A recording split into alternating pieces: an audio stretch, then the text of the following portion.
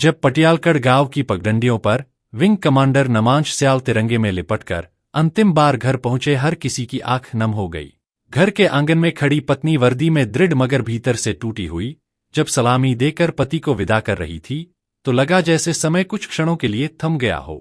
पास ही खड़ी 7 साल की बेटी आर्या कभी मां का कांपता चेहरा देखती, कभी ताबूत पर सजे फूलों को। मां वीना देवी और पिता की नम आंखें और वेदना वहां मौजूद सभी लोगों को गमगीन कर दिया।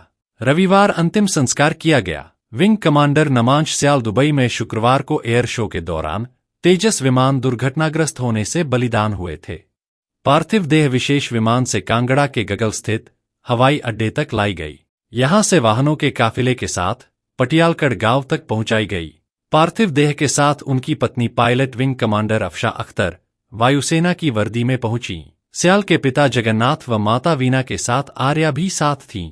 घर के आंगन में जैसे कि सपूत की पार्थिव देह पहुंची तो स्वजन के साथ ही हर आंख नम हो गई। मां की वेदना से मानो आसमान टूट गया हो। बहू व पत्नी को हौसला देते पूर्व वायुसेना अधिकारी पिता जगन्नाथ भी आंसू नहीं रोक पा रहे थे, लेकिन उनके अंदर सैनिक की तरह हौसला मजबूत था। यही वजह थी, पिता ने कहा, कि बेटे को देश की जरूरत अधिक थी।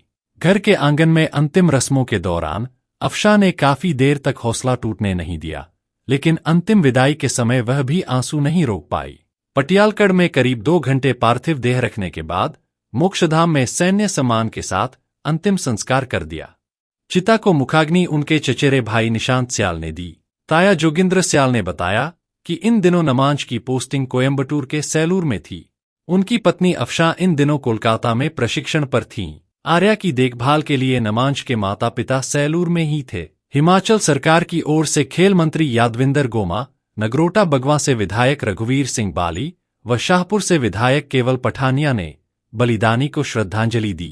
प्रशासन से उपायुक्त हेमराज बैरवा व पुलिस अधीक्षक अशोक रत्न सहित अन्य अधिकारी व सैकड़ों लोग अंतिम यात्रा में पहुंचे। वायुसेना के जवानों ने 21 बंदूकों की सलामी दी। ब्रजदर्पण न्यूज नेटवर्क परिवार बहादुर विंग कमांडर नमांश स्याल को सादर श्रद्धांजलि अर्पित करता है।